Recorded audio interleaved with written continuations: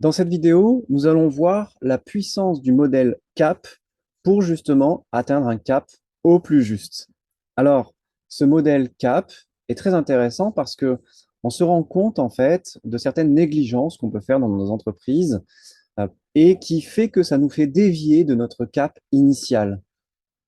C'est assez souvent que dans une entreprise, au moment de sa création et donc à la genèse et à l'émergence de cette entreprise, il y ait certaines intentions qui soient exprimées et ensuite certaines directions qui soient prises, donc le cap, et en même temps, au fur et à mesure des années qui passent, eh bien, cette déviation du cap initial se produit. Nous allons voir concrètement des exemples.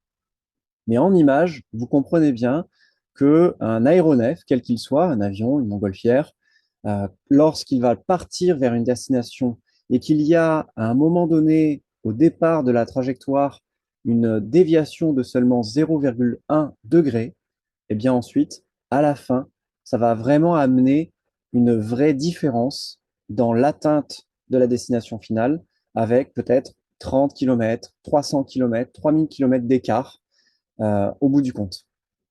Voilà pourquoi ce modèle CAP peut nous permettre bien, de faire attention à maintenir le cap au plus juste. Et voici sans attendre la première lettre. Celle-là, elle serait assez facile à deviner. Elle est très souvent mise en avant. C'est la croissance. Alors la croissance, elle est souvent vue au niveau financier. La croissance financière, la croissance du chiffre d'affaires, des ventes, de la marge, de la productivité, c'est toujours lié. Et en même temps, nous sommes arrivés à une période de la vie de l'humanité avec de vrais choix à faire sur la considération de la croissance. Hein, il y a souvent maintenant des discours liés à la décroissance parce que, il y a une rupture de flux physique et donc des considérations maintenant à envisager concernant notamment la pénurie des ressources énergétiques, voire même des matières premières.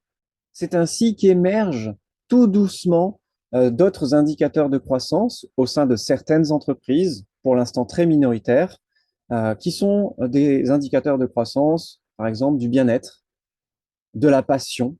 Donc, est-ce que finalement on peut observer une croissance de passion dans l'entreprise, une croissance de bien-être? On peut aussi appeler la QVT, la qualité de vie au travail. Le deuxième terme du modèle CAP, c'est l'assise. Donc l'assise est un autre pilier de ce modèle qui va vraiment nous aider justement à atteindre au plus juste notre véritable CAP. L'assise peut être liée notamment au positionnement de la marque. Ça peut être lié à la stabilité de la communication entre tous les collaborateurs. Ça peut aussi être lié à des formes de mise en conformité, comme le RGPD. Le RGPD, quand c'est bien mis en place, ça peut amener une assise pour l'entreprise. Et puis, il y a aussi l'assise pour le dirigeant, ou la personne qui porte le projet, qui amène la vision de l'entreprise. Donc, quel est son niveau d'assise personnelle aussi, et comment on peut le mesurer? Ça peut être lié à la capacité de prendre des décisions rapides, éclairées et sereines en toutes circonstances, même en temps de crise. Ça peut être lié à la capacité de gérer les émotions. Là encore, il y a différentes manières de mesurer l'assise, que ce soit pour la personne morale, l'entreprise, ou pour là où les personnes physiques qui sont importantes et qui drivent le cap de l'entreprise. Et puis enfin, il y a la pérennité. La pérennité de l'entreprise, c'est aussi important et souvent négligé. C'est pour ça que le CAP, le modèle CAP, va vraiment nous permettre d'être un repère, une cartographie vraiment précieuse pour nous repérer sur ces trois volets vraiment importants, ces trois piliers. Et donc, la pérennité, ça peut être lié à la capacité d'innover, ça peut être aussi lié à l'optimisation des processus et des outils qui sont utilisés dans l'entreprise. Un indicateur de pérennité que j'aime beaucoup, par exemple, c'est la mesure du nombre d'hommes clés dans l'entreprise. C'est un terme qui est vraiment très bien utilisé par les assurances qui ont envie de vous vendre des contrats hommes clés. Et en même temps, eh bien, à quel point cette pérennité peut être justement mise en danger par rapport à ça. Et justement, l'exercice, ça va être maintenant euh, pour vous de lister quels sont vos indicateurs de croissance, mais aussi quels sont vos indicateurs d'assises et également quels sont vos indicateurs de pérennité. Une fois que vous avez fait ça, un petit bonus pour évaluer justement la force de son vent, parce qu'en fait, pour atteindre le cap avec son véhicule, eh bien, il nous faut aussi certaines forces nécessaires pour que justement le vent va propulser le business dans la bonne direction. Alors, cette force de son vent, évidemment, vous aurez compris que il y a une signification pour chaque lettre et les voici. Donc, ça permet aussi d'avoir une manière de mesurer à quel point on a envie d'atteindre le cap, à quel point chacun de ces piliers de croissance, d'assises et de pérennité, eh bien, le vent va les propulser dans la bonne direction.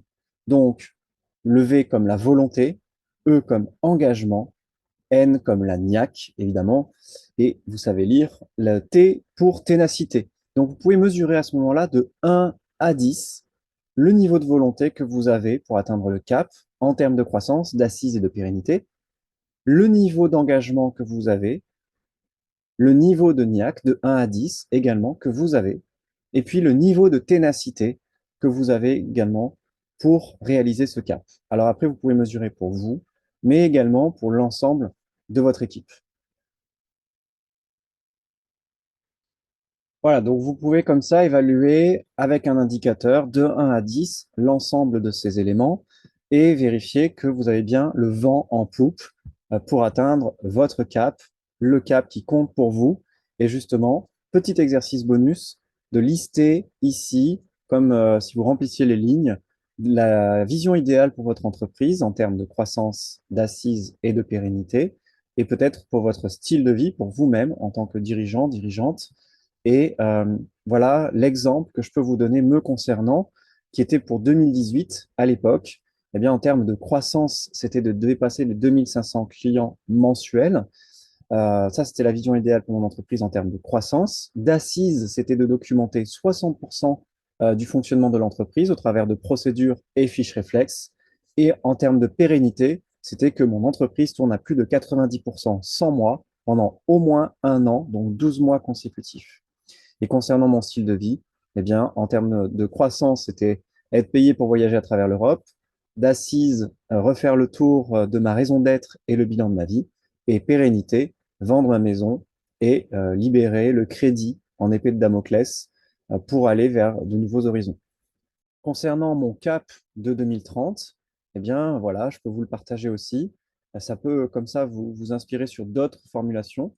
La croissance de l'entreprise, c'est créer ou reprendre 10 entreprises à 6 chiffres dans la holding. L'assise, ce serait faire en sorte que le groupe soit autonome sans en être le gérant. Et la pérennité, eh bien, avoir au moins 3 modèles d'affaires à abonnement récurrent. C'est ça, la vision idéale pour mon entreprise pour 2030. Et puis, bien sûr, il y a celle de mon style de vie. Voilà donc ce modèle CAP pour nous amener au CAP le plus juste pour soi et son entreprise.